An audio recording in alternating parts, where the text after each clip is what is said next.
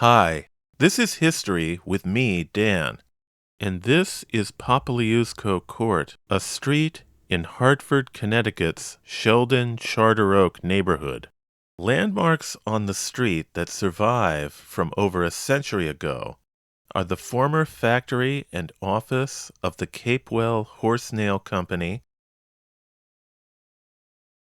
and St. Cyril and Methodius Catholic Church.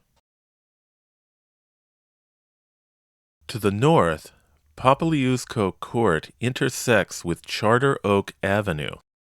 Across the street is the Art Deco-style Polish National Home building, built in 1930.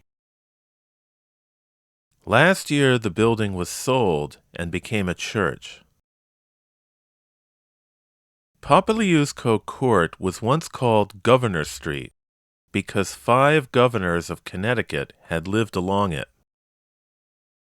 Before late 20th century redevelopment, Governor Street used to extend northward to Sheldon Street. This took it past the front of the Polish National Home and through what's now part of the parking lot.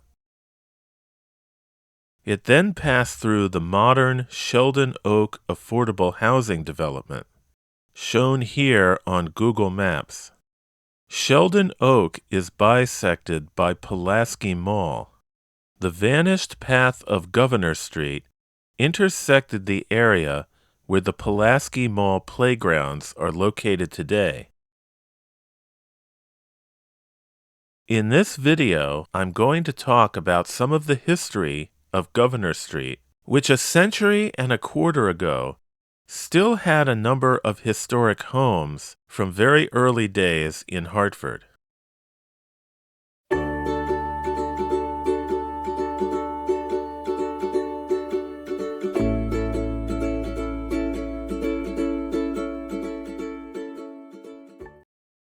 You can't find Governor Street on the map anymore, but it appears in this section from the bird's eye view of Hartford in 1877.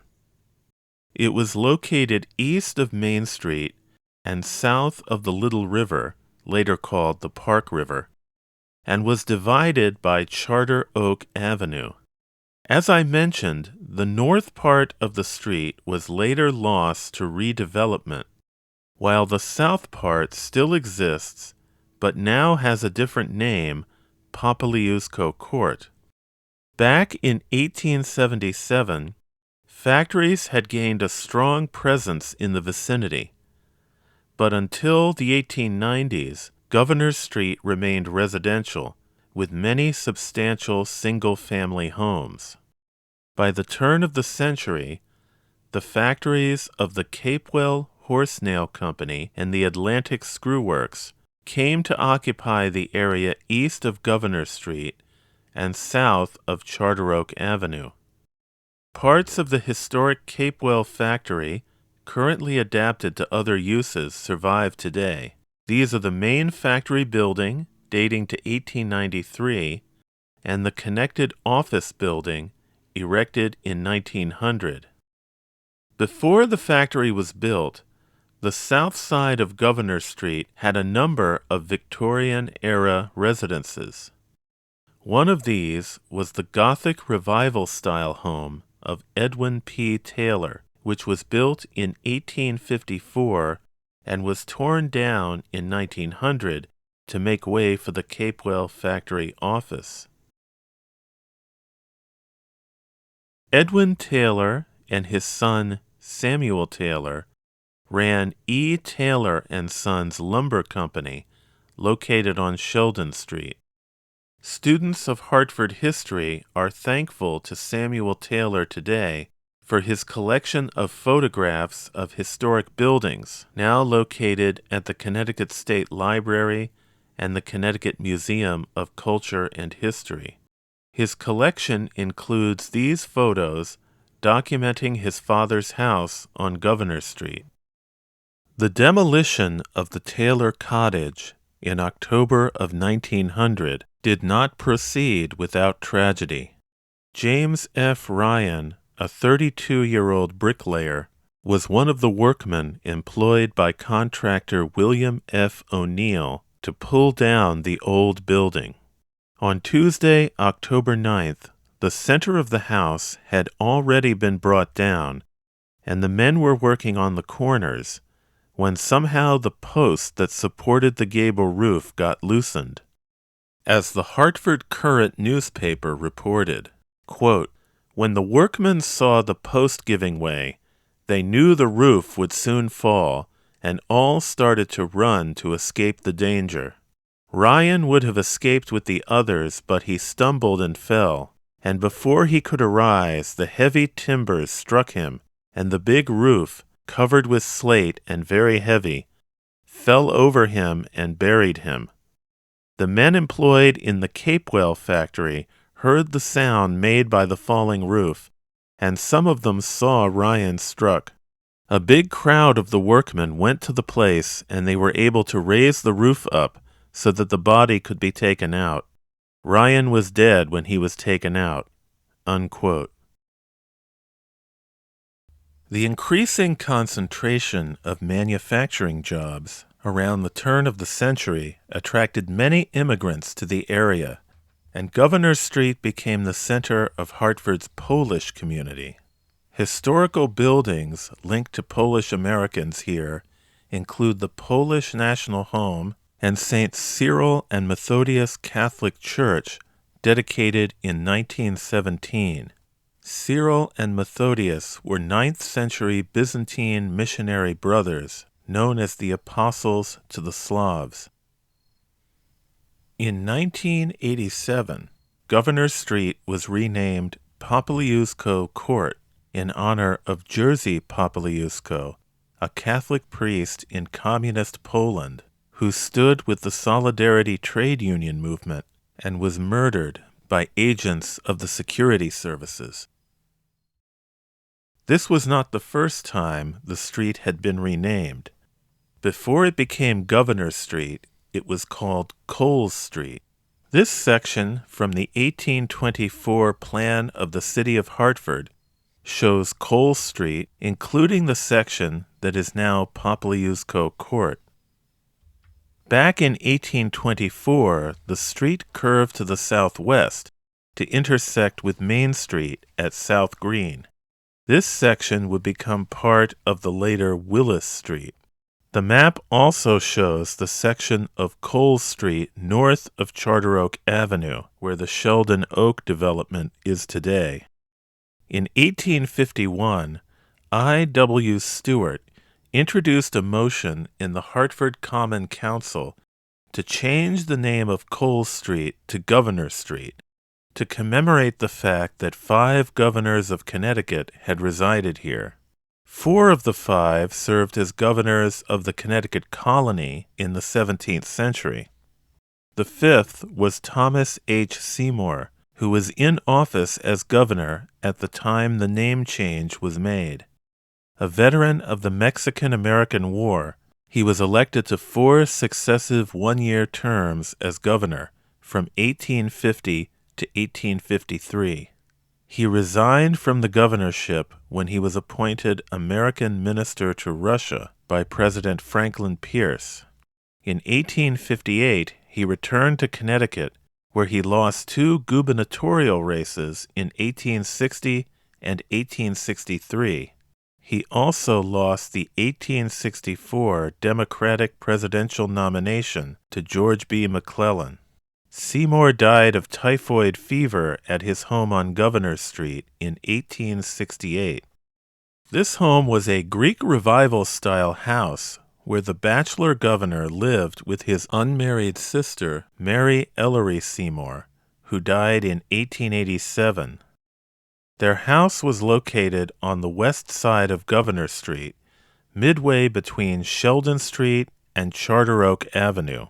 This is the section of Governor Street that was lost to redevelopment at the end of the 1960s. Across the street, on the east side of Governor Street, just south of Sheldon Street, was the Sheldon Woodbridge House, a very old house that by the 19th century was traditionally thought to have been the home of Connecticut's second governor, Edward Hopkins, although its oldest sections probably dated to at least 20 years after the governor's death.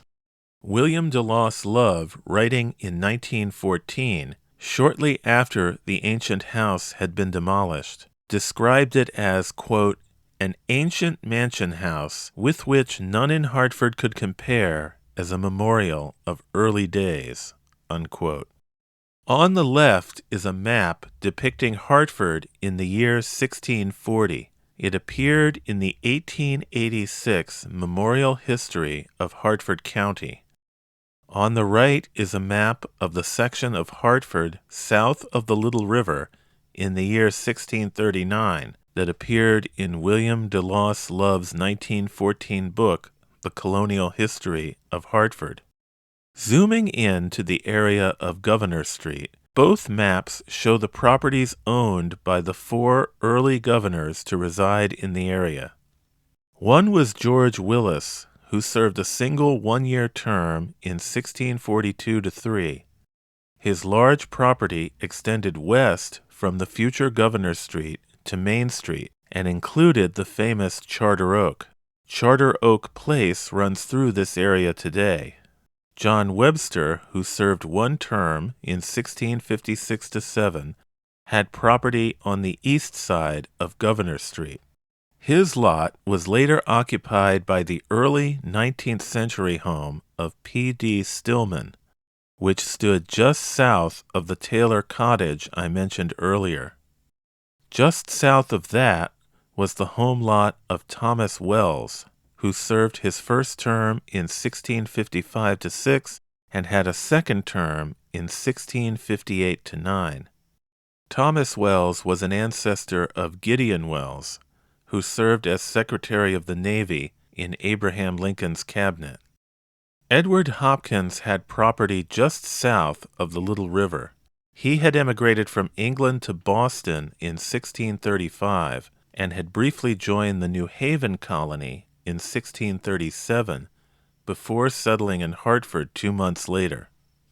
He went on to serve 6 non-consecutive 1-year terms as governor of Connecticut between 1640 and 1654.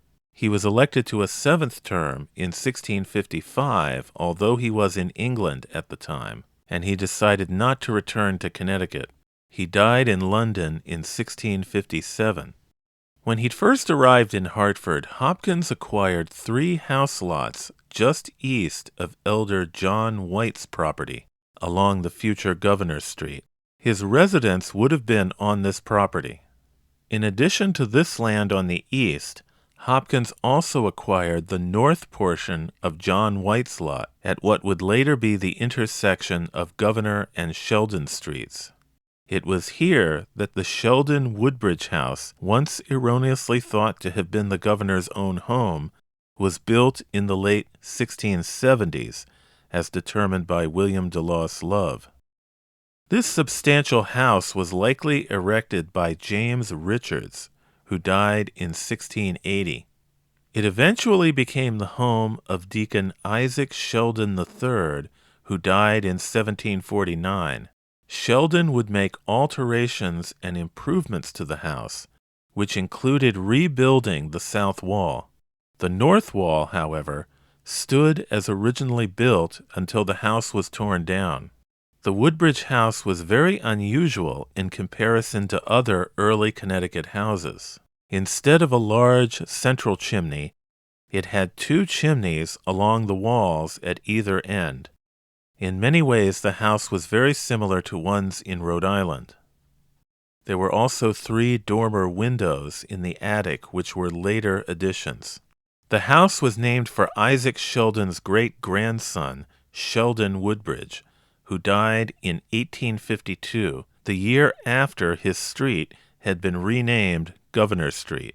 As I mentioned, the Woodbridge house stood on the south side of Governor Street. The place where the house stood is near where the Sheldon Street entrance to the Sheldon Oak housing development is located today. Thank you for watching my video. Please hit the like button, the subscribe button, and consider leaving a comment. Thanks.